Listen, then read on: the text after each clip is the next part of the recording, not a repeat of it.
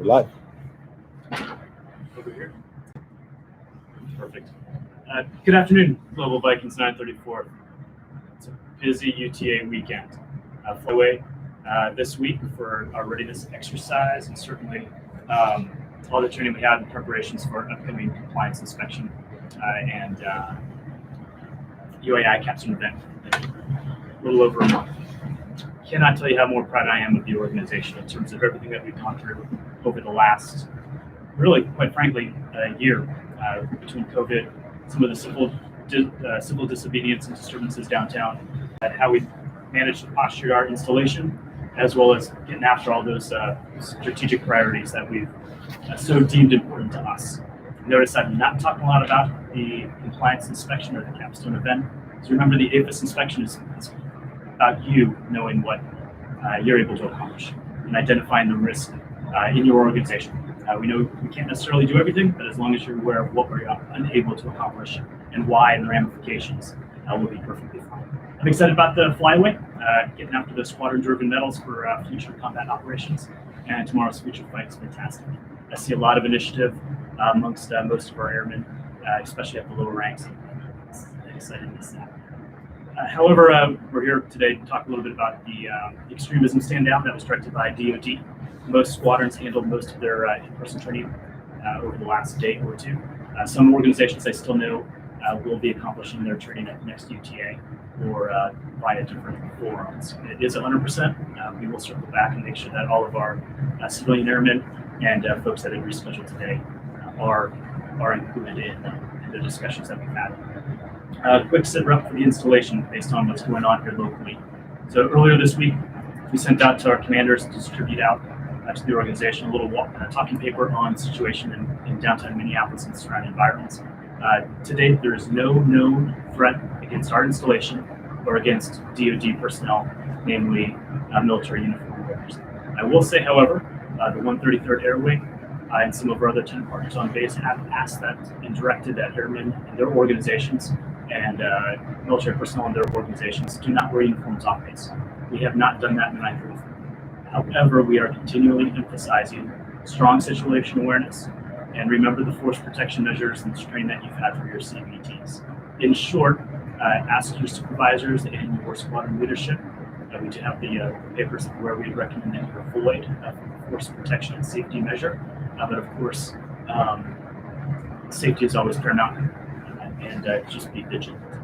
With that, we've got a couple of questions that I know have come in over the last week. This is probably going to be a very short forum to answer some of these questions and then move on. So what you cannot see on here while I'm on camera is we've got a panel of about 10 people, of course, all masked up with the COVID safety mitigation efforts in place in order to answer any of the particulars or the specifics. If this forum doesn't certainly answer exactly what you're looking for, they're all available outside of this event in the particular organizations, be it from a force protection or a legal standpoint or a resiliency standpoint, or just an inspection standpoint or security standpoint. I sincerely appreciate it, and of course we may ask a couple of them to come on camera for any of the more specific answers. So we had about 5 questions or 4 questions come in over the last few days and a few this morning.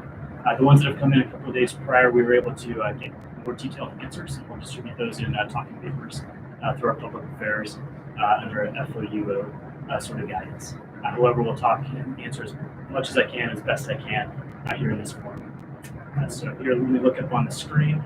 The question that came in is, what are some telltale signs that my airman is engaged in an extremist organization or activity? That, of course, is covered down by a lot of the training that we did yesterday. So, of course, a number of the signs that our folks will indicate towards is really their actions, their intents, their actions, a lot of the symbology, a lot of the messaging. Of course, as a reserve organization, a lot of times we don't necessarily know what a lot of our airmen do when we don't see them. So if you have questions, by all means, certainly talk to an individual, bring up to supervision. We do have some guides that our force protection experts and anti-terrorism experts have pushed out in terms of some of the more known symbology associated with some of these organizations. And as you can imagine, a lot of the symbology and the wording changes, the lingo changes. So really you're looking for any of that strong ideological intent. And certainly if you have questions or concerns to leadership. Bumper stickers, certainly things on social media, tattoos, again, symbology, styles of dress, etc. Those are things that probably indicate an individual may or may not have some sort of ties to an extreme organization.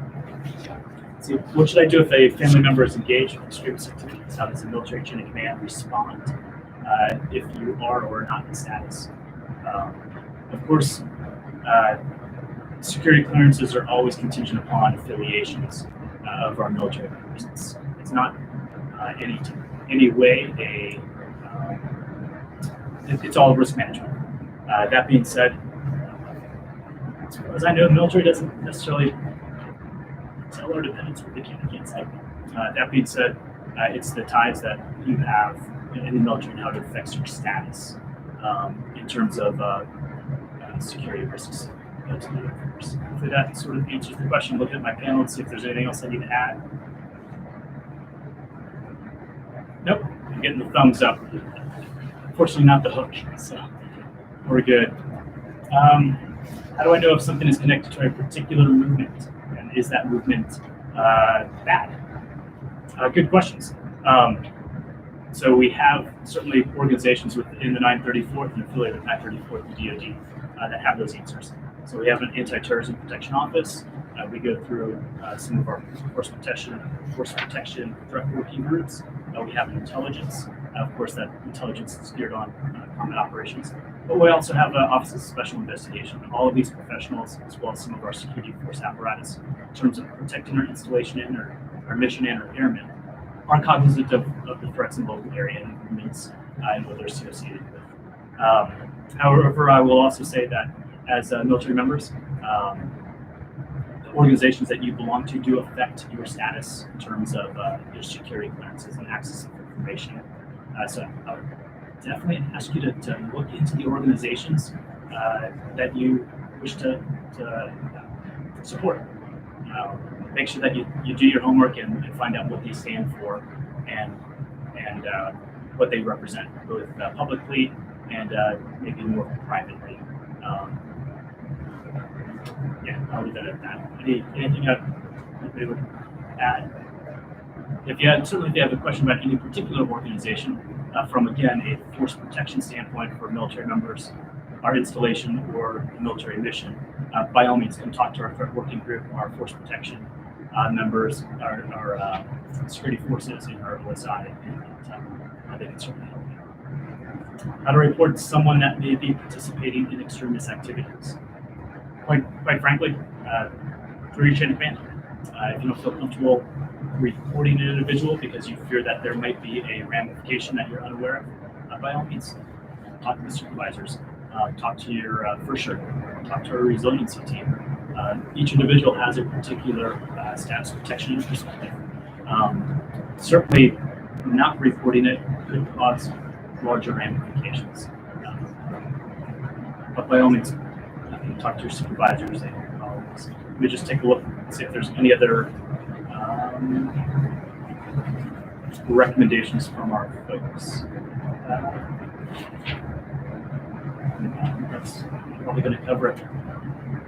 And am I understanding incorrectly that my first oath is to the Constitution and that loyalty supersedes the oath to organizations?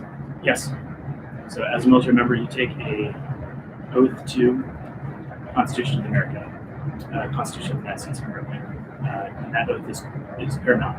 Hopefully most of you in your discussions were able to watch some of the videos that our Professional Arms Center of Excellence, or PACE, has published regarding the oath that we take and how sacred we view that oath towards the Constitution. It's not to a particular commander or a general or to a person, it's to the Constitution, what that Constitution includes. By all means, take a look at the Professional Arms Center of Excellence. It's an organization down at Maxwell Air Force Base, their university. It's done a number of videos and professional pieces that hopefully we'll be getting out through some of our professional development courses. Those courses that we're trying to put in between between about 10:30 and 1:30, or 11:30 and 1:30 on each of the UTAs for our professional development. Let's see. Next question. Is that all? Fantastic. Oh, so for the historical minded, as the British Crown considered the Continental Army a violent group against the American Revolution, what framework can an airman use to distinguish between one's own extremist group and another's freedom fighters? That's definitely a philosophical question. So as a historian myself, I would definitely ask you to read the Gordon S. Wood, Radicalism of the American Revolution. It was published in the early 1990s. It talks about the American Revolution as being radical because of the radicalism of its ideas. Phenomenal work, by the way. I'm just going to remind you that, again, our oath of allegiance is to the Constitution of the United States, which is built upon liberties and a free rule of law. We have ways of going about change. With that, let me turn it over to any of our professionals and see if any other questions have come in or anybody would like to add to anything I've said. So, of course, this was a way for us to engage a larger audience. Most of our discussions over the last 24 hours to last UTA as well have been at the squadron level and amongst the colleagues that you work within. That is not the only folks in our organization. As I alluded to earlier and before mentioned, we have professionals in just about every single walk of life that are here to protect our mission, to protect you, to protect force protection, threat working groups, or the intelligence office, or office of special investigation, of force commanders and supervisors. This was a direction by DoD to take a look at extremism in the ranks, as well as how to interact and react to it. So for those of you who are not able to join any of the small group discussions, we'll be hosting again particular organizations next UTA and working with some of our civilian airmen who are not here on the UTA to make sure that we are able to include everybody in the training that our folks have been able to put on very short notice. Diversity and Inclusion Council led the way in chairmaning and gathering the information and pushing it out to all of your squadron commanders and supervisors in order to have these discussions. I appreciate the professionalism that all of us have. Thank you for the service that you have sworn to hold in the application of the oath that you made to the Constitution of the United States of America and the service to our airmen, our Air Force, and our nation. We will take one more look, see if any other questions. With that, I say have a good UTA. See you on the flyway for those that are going and ready to exercise. And when next we meet, I presume we'll probably do capsule. Thank you.